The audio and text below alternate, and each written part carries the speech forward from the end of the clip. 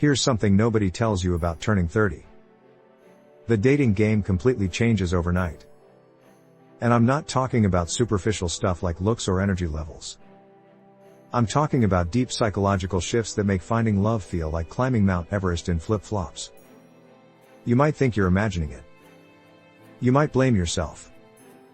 But the truth is, there are real, scientifically backed reasons why dating after 30 feels exponentially harder. And once you understand these reasons, everything suddenly makes sense. Today, I'm going to break down 7 psychological factors that transform the dating landscape after 30. Some of these will surprise you. Others will make you say, "Oh my God, that's exactly what I've been experiencing." By the end of this video, you'll understand why modern dating feels so different now, and more importantly, what you can actually do about it. Let's start with the first hidden reason. Your brain has literally rewired itself. This isn't metaphorical. By age 30, your prefrontal cortex, the part responsible for decision-making and impulse control, has fully matured. Sounds like a good thing, right? Well, here's the catch. When you were younger, you fell in love easily because your brain was more impulsive. You didn't overthink every text message. You didn't analyze every date like it was a job interview. Your emotional brain dominated your logical brain. That's why teenage love feels so intense and all-consuming. But after 30, your mature brain kicks into high gear. You start seeing red flags you would have ignored before. You calculate compatibility scores in your head. You think about long-term consequences before getting emotionally invested. This sounds rational and smart, and it is. But it also makes falling in love much harder. Psychologists call this the paradox of choice meets the paradox of wisdom. You have better judgment now, but that same judgment makes you more cautious, more skeptical, more guarded. You're not willing to take emotional risks like you used to. And love, by its very nature, requires risk. Studies show that people over 30 take an average of 3 times longer to develop feelings for someone compared to their 20s. Your brain is literally protecting you from making impulsive decisions. But in doing so, it's also protecting you from the spontaneous magic that often sparks relationships. The second reason hits even harder. Your social circle has shrunk dramatically. Think about it. In your 20s, you were constantly meeting new people. College parties. Entry-level jobs with rotating coworkers. Friends of friends at random gatherings. Your social network was expanding every single week. After 30, the opposite happens. Your friend group stabilizes and often shrinks. People get married. They have kids. They move to suburbs. Suddenly, your once vibrant social life becomes dinner with the same 3 couples every month. The opportunities to meet potential partners organically have evaporated. Research from Stanford University found that the number of new social connections people make drops by 67% after age 30. 67%. That's a massive reduction in the pool of people you might potentially date. And here's the kicker. Most people meet their partners through social circles, not dating apps. This creates a vicious cycle. Fewer social opportunities mean more reliance on dating apps. But dating apps are optimized for quick judgments based on photos and brief bios. They're terrible at capturing the qualities that actually make someone compatible with you. The warmth in their laugh. The way they think about problems. Their emotional intelligence. So you're stuck using a tool that's fundamentally misaligned with how human connection actually works. Meanwhile, the organic social opportunities that led to genuine connections have largely disappeared from your life. The third reason is what psychologists call accumulated emotional baggage. And no, this isn't just a cliché. By 30, you've likely experienced heartbreak. Maybe multiple times. You've been disappointed. You've been hurt. You've had relationships end in ways that left scars. Each of these experiences creates what researchers call attachment injuries. These are psychological wounds that make you more defensive in future relationships. You develop protective mechanisms. You build walls. You create tests that new partners must pass before you'll fully open up. A study published in the Journal of Personality and Social Psychology found that people who've experienced relationship trauma show measurably different patterns in new relationships. They're slower to trust. They're quicker to interpret neutral behaviors as threatening. They're more likely to self-sabotage when things start getting serious. This isn't your fault. It's a normal psychological response to pain. Your brain is trying to prevent future hurt by being more cautious. But this caution often manifests as emotional unavailability. You might want connection, but your protective mechanisms keep pushing people away. And here's what makes it worse. Everyone else in the dating pool after 30 has their own baggage too. You're not just dealing with your own emotional scars. You're navigating theirs as well. Two wounded people trying to build something together while both are wearing emotional armor. It's exhausting. The fourth reason involves a harsh reality about biological clocks and societal pressure. For women especially, the pressure intensifies dramatically after 30. Society sends constant messages about fertility windows closing. Family members ask intrusive questions at every gathering. The biological reality of declining fertility becomes impossible to ignore. This creates what psychologists call time scarcity anxiety. You feel like you're running out of time. This anxiety fundamentally changes how you approach dating. Instead of enjoying the process of getting to know someone, every date feels like a high-stakes audition. You're not just asking, "Do I like this person?" You're asking, "Could this person be the father or mother of my children? Could we build a life together? Are we wasting each other's time?" This pressure transforms dating from a fun exploration into a stressful evaluation process. And people can sense that energy. When someone feels like they're being interviewed for a life partnership on date 2, they often run. The pressure you feel creates pressure for them. It becomes a self-fulfilling prophecy.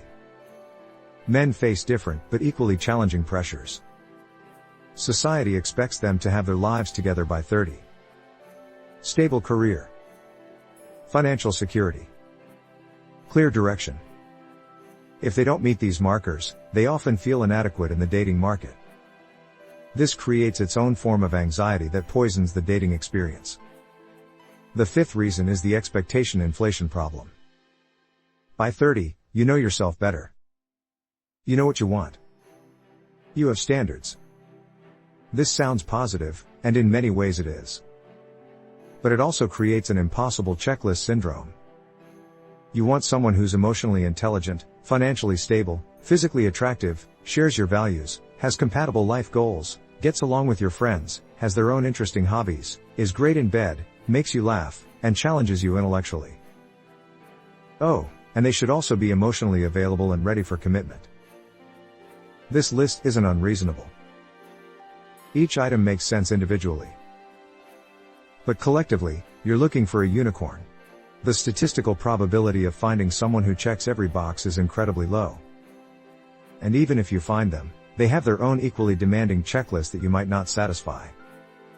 Research shows that people's list of must-haves in a partner grows by an average of 40% between ages 25 and 35. But the pool of available people shrinks during that same period. You're looking for more in a smaller pool. The math simply doesn't work in your favor. This creates what economists call the paradox of choice. Having standards is good. Having so many standards that nobody could possibly meet them all is paralyzing. You end up rejecting potentially great partners because they're missing one or two items from your checklist. Meanwhile, the perfect person you're waiting for doesn't exist. The sixth reason involves lifestyle incompatibility at scale. In your 20s, you could date someone with a completely different lifestyle and make it work. One person's a night owl, the other's a morning person? No problem. Different career ambitions? You'll figure it out. Different views on money? Love conquers all. After 30, lifestyle compatibility becomes non-negotiable. You've built a life that works for you. You have routines. You have priorities. You have a way of doing things. Finding someone whose established life meshes with your established life is incredibly difficult. Consider the practical realities. You both have careers that demand time and energy. You might live in different parts of the city or even different cities. You have existing commitments to family, friends, hobbies. Integrating two complete lives is like merging two companies. It requires compromise, sacrifice, and massive coordination. When you were younger, your life was more flexible. You could easily adjust your schedule to spend time with someone new. You could move for a relationship. You could change your plans on a whim. After 30, that flexibility has largely disappeared. Your life has structure, and changing that structure feels threatening. This is why so many relationships after 30 fail in the integration phase. The chemistry is there. The attraction is there. But when it comes time to actually blend two lives together, the logistics become overwhelming. Nobody wants to give up the life they've carefully built. So the relationship ends, not from lack of love, but from lack of compatibility and practical daily living. The seventh and final reason is perhaps the most profound. Your relationship with yourself has changed. In your 20s, you often looked to relationships to complete you. You wanted someone to make you happy. To give your life meaning. To fill a void you felt inside. By 30, hopefully you've done enough personal growth to realize that another person can't complete you. You need to be whole on your own. This is psychologically healthy. But it creates an unexpected problem. If you don't need a relationship to be happy, what's the point of going through all the hassle of dating? You've built a good life. You have friends. You have hobbies. You have a career. You're content. Adding another person to this equation means disrupting your peace. It means dealing with conflict. It means compromise. It means emotional labor. For what? So you can have someone to watch Netflix with? This is what psychologists call the self-sufficiency paradox.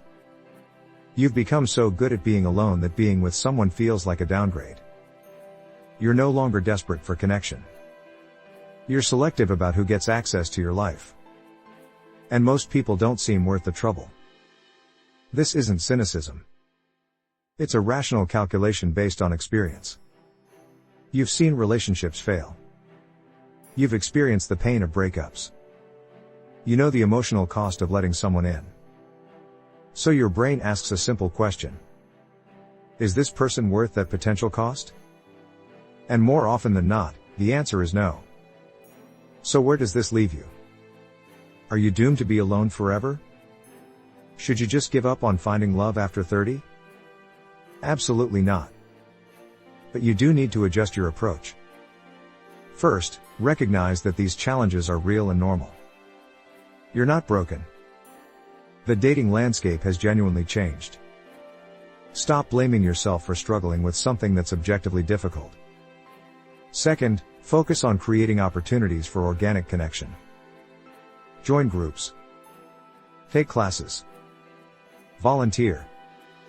Go places where you'll repeatedly see the same people. Relationships built through shared experiences tend to be stronger than those built through apps. Third, be willing to reassess your checklist. Not to settle, but to distinguish between must-haves and nice-to-haves. What truly matters for long-term compatibility? What are you being unnecessarily rigid about? Fourth, do the inner work to heal your attachment injuries. Therapy helps.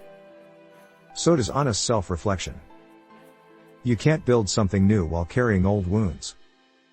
And finally, remember that love after 30, when it works, tends to be deeper and more sustainable than young love. You know yourself better. You communicate better. You choose more wisely. The challenge is finding it. But once you do, you're far more equipped to make it last. Dating after 30 is harder. That's just reality. But harder doesn't mean impossible. It means you need to be smarter, more intentional, and more patient. The person worth finding is worth the effort it takes to find them.